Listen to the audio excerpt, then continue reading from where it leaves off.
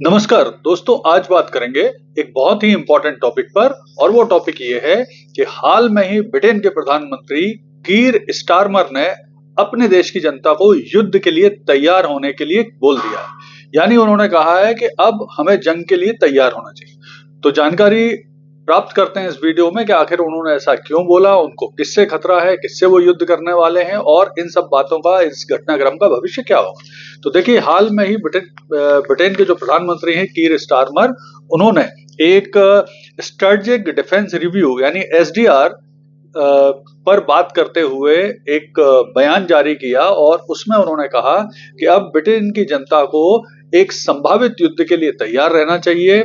और इसके अलावा भी उन्होंने कई बातें कही और साथ में ही एक और उन्होंने वो किया कि अमेरिका से उन्होंने न्यूक्लियर कैपेबल बम्बर जेट मांगे। तो ये भी एकदम से जो घटनाक्रम तेजी से बदला है, उसको लेकर पूरा विश्व मीडिया बात कर रहा है कि आखिर क्यों इस तीव्र गति से ब्रिटेन युद्ध की तैयारी की बात करने लगा है।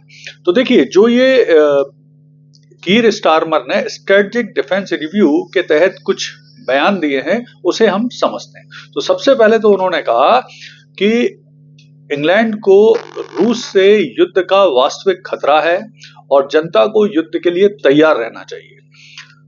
रूस से जो ये खतरा है युद्ध का, ये वास्तविक और गंभीर है और रूस जिस तरह से आक्रमणता कर रहा है यूक्रेन के खिलाफ, इसके भविष्य में खतरा इंग्लैंड को भी हो सकता है।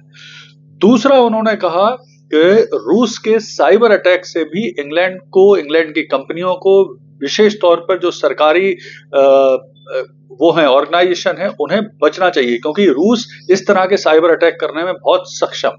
फिर उन्होंने कहा कि जो इंग्लैंड की नेटो के प्रति प्रतिबद्धता है, उसके चलते भी इंग्लैंड को युद्ध के लिए तैयारी करना चाहिए क्योंकि इंग्लैंड नेटो का एक प्रमुख और इम्पोर्टेंट सदस्य है और रूस की आक्रमणता को भांपते हुए हमें अपनी सैन्य क्षमताओं में भी वृद्धि करना चाहिए जिससे नेटो भी मजबूत हो सके।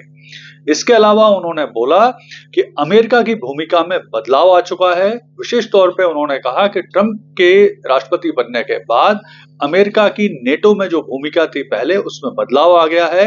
अब अमेरिका उतना एक्टिव तरीके से नेटो में पार्टिसिपेट नहीं कर रहा है जैसा ट्रंप के पहले कर रहा था। इसके अलावा अमेरिका जो टैरिफ ट्रेड वॉर लड़ रहा है या रूस यूक्रेन वॉर जो हो रहा है, उसमें एक्टिवली उतना पार्टिसिपेट नहीं कर रहा है। तो अब जो यूरोपियन देश हैं, उन्हें अपनी रक्षा की जिम्मेदारी स्वयं लेना चाहिए।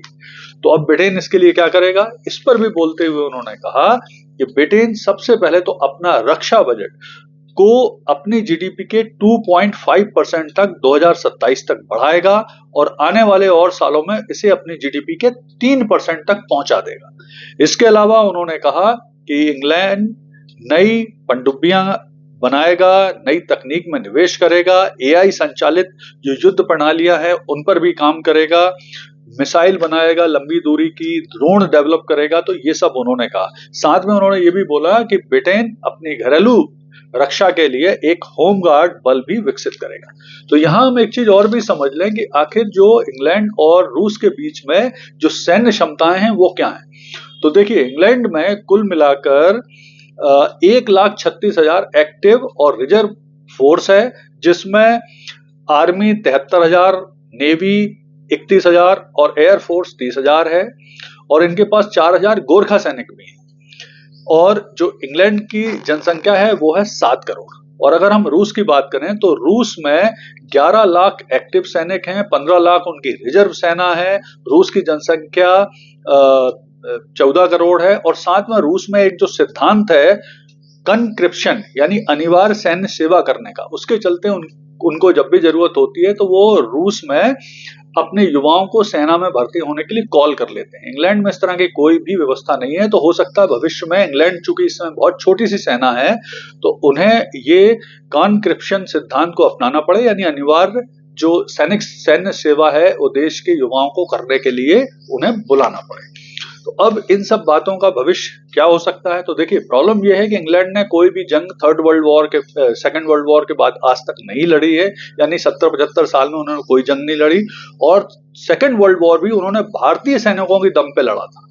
तो उनके पास खुद बहुत बड़ी जंग लड़ने का ऐसा अनुभव नहीं है। हालांकि रणनीतिक तौर पे इंग्लैंड बहुत अच्छा माना जाता है, लेकिन वास्तविक अनुभव उनके पास फिलहाल 70 साल से नहीं है। दूसरी चीज ये है कि रूस का जो अब यूक्रेन ने रूस पर जो ड्रोन हमला किया था, उसको लेकर भी अब यूक्रेन के ऊपर बड़े हमले की संभावना है। यूरोपियन यूनियन के ऊपर भी हमला हो सकता है, क्योंकि रूस हो सकता है न्यूक्लियर बम ना इस्तेमाल करे, न्यूक्लियर हथियार ना इस्तेमाल करे, लेकिन उनकी जो आर्सेनिक नाम की मिसाइल है वो काफी खतरा उत्पन्न कर सकती है। तो कुल मिलाकर जिस तरह से ब्रिटेन के प्रधानमंत्री अपनी जनता को युद्ध के लिए तैयार होने को बोल रहे हैं, इससे ऐसा लग रहा है कि माहौल काफी टेंस हो रहा है और एक संभावित थर्ड वर्ल्ड वॉर की ओर दुनिया बढ़ रही है। तो यहाँ पर अमेरिका को, यूएनओ को, भारत चाइना को एक्टिवली और यूक्रेन और रशिया को भी एक्टिवली साथ में लाकर बातचीत करके इस संभावित महाविनाश से बचने की कोशिश करना चाहिए। धन्यवाद।